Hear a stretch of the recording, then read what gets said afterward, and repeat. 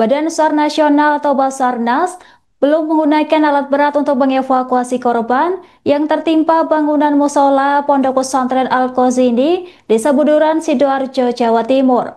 Saat ini proses evakuasi terus dilakukan untuk menyelamatkan korban yang masih tertimpa di bawah reruntuhan bangunan.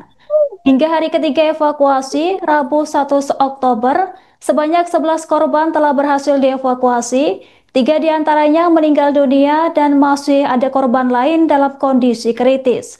Untuk mengetahui informasi selengkapnya terkait update terbaru hingga alasan Basarnas belum mengerahkan alat berat untuk proses evakuasi korban Pondok Pesantren Al-Qazini ini akan dilaporkan langsung oleh jurnalis Tribun Jatim rekan Taufik. Halo, selamat sore rekan Taufik. Ya, selamat sore Anggra. Kami laporkan dari lokasi kejadian di sekitaran Pondok Pesantren Al-Qazini di Buburan, Sidoarjo. Barusan kami dapat konfirmasi ada dua korban yang berhasil dievakuasi oleh tim SAR gabungan. Ini juga kami konfirmasikan ke Kepala Basarnas tadi. Kepala Basarnas menyatakan memang benar ada dua yang berhasil dievakuasi hari ini.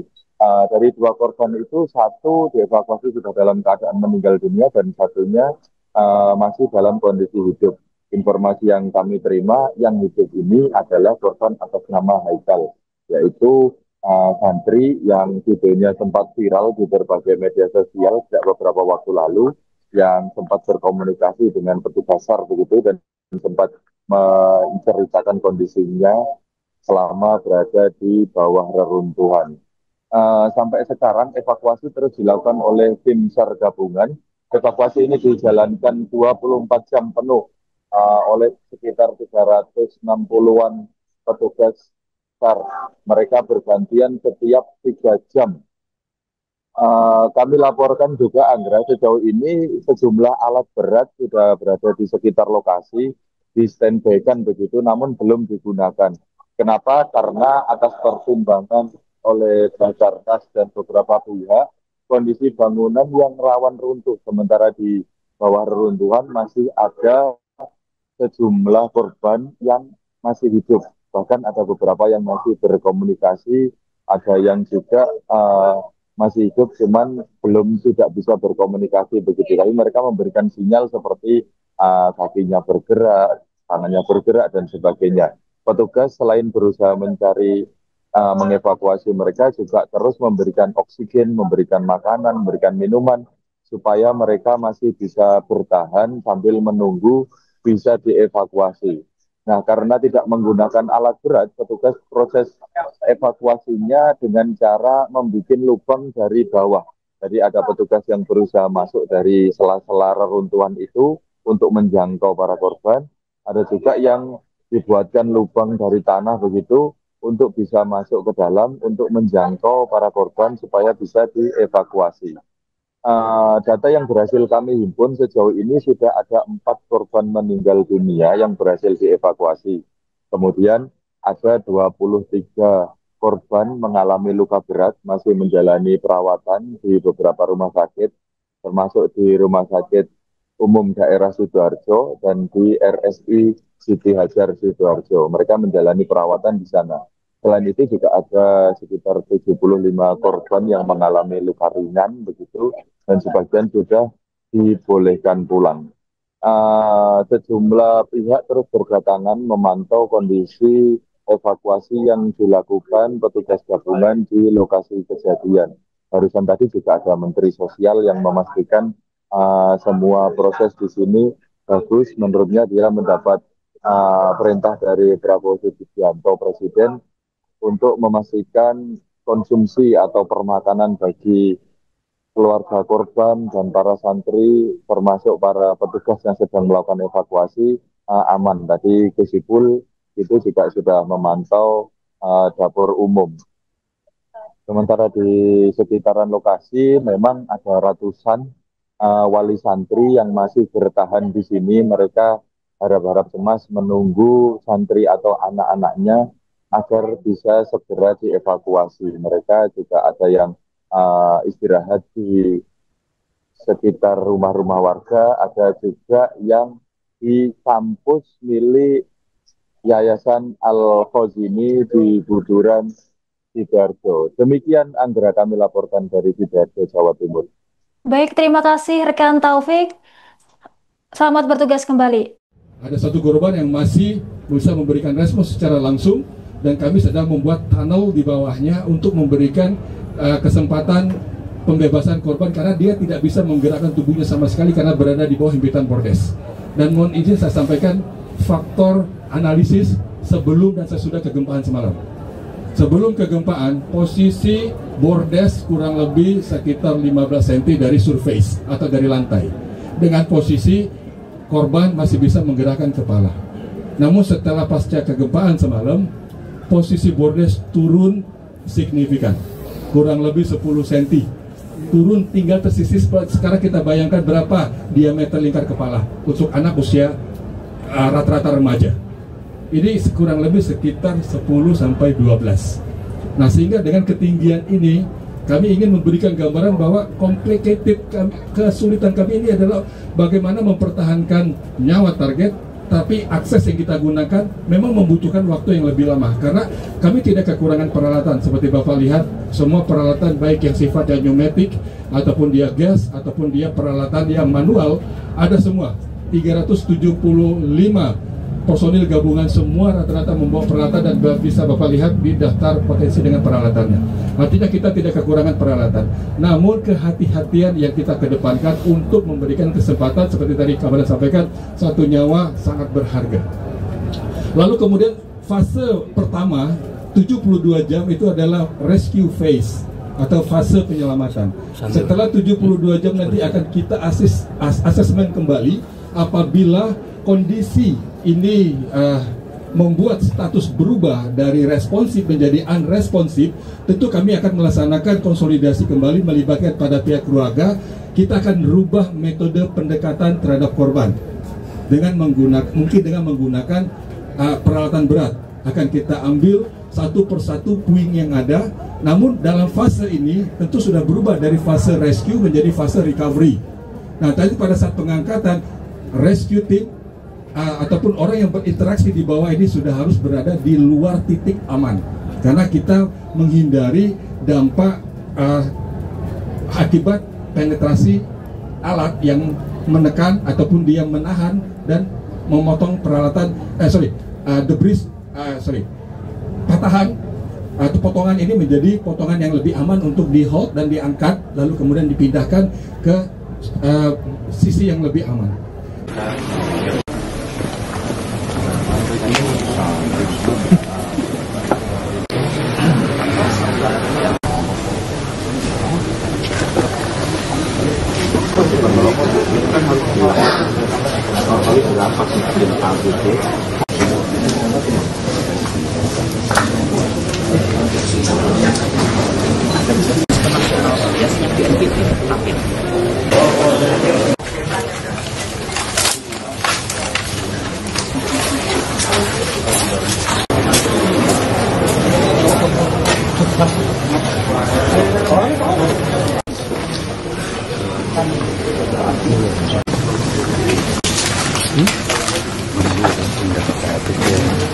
Iya, gini, bentar.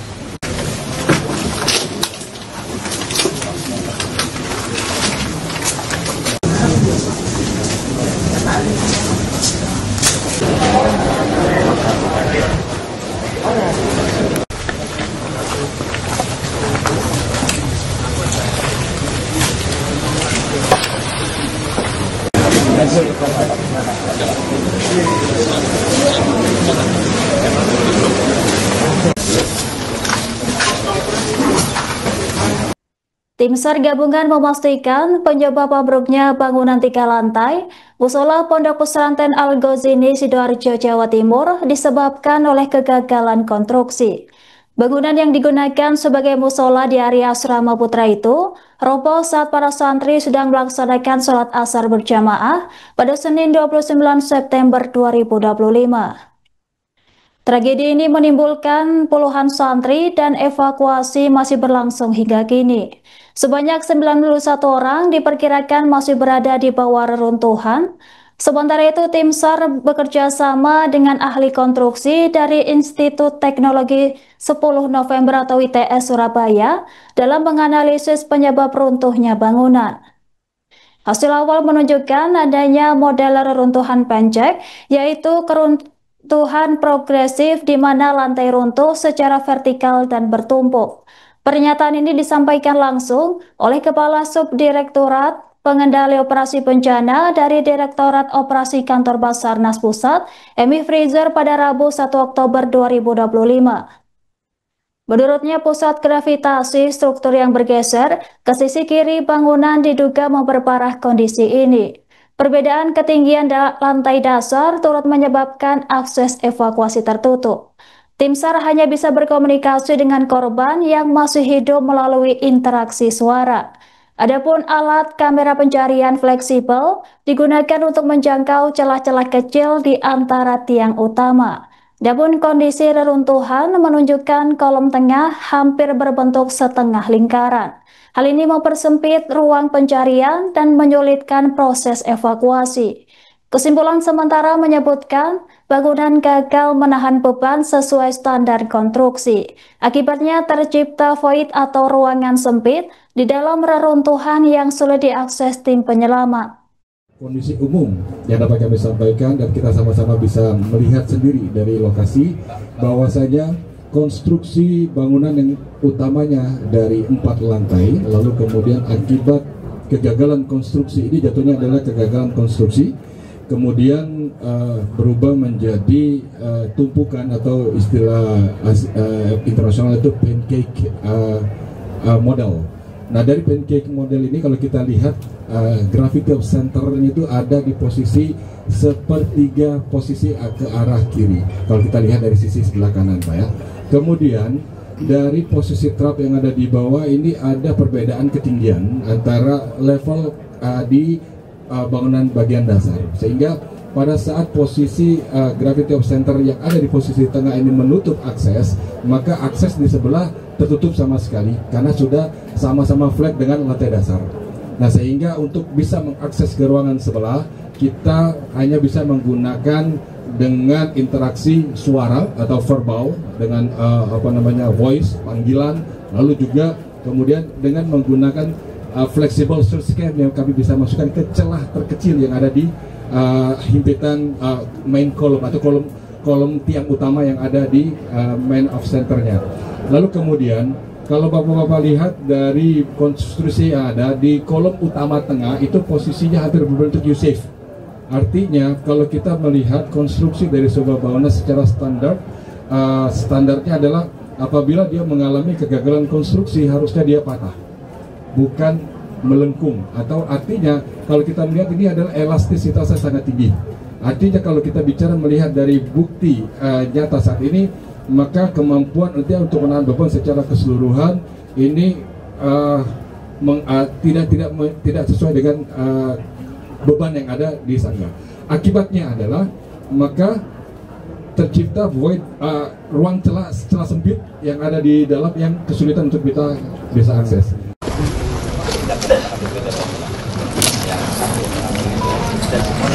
Boleh BPBD ya. Kalau BPBD menganggap ini sudah terpublish ke internasional, terpublish ke nasional, biasanya BNPB, tapi itu malah mohon maaf ya, dari BPBD saya ini kalau begini lagi kemudian kita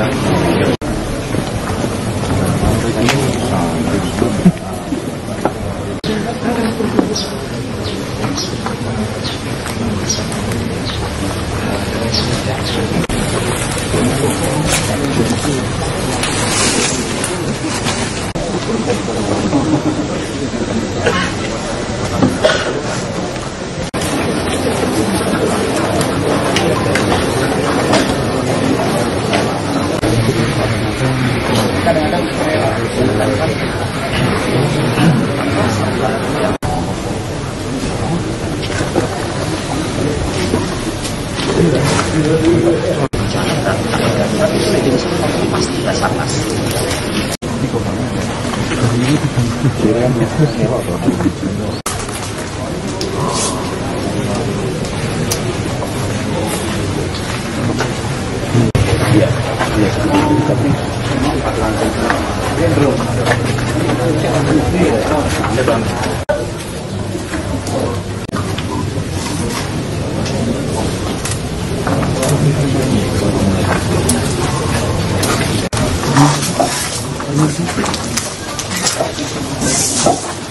Download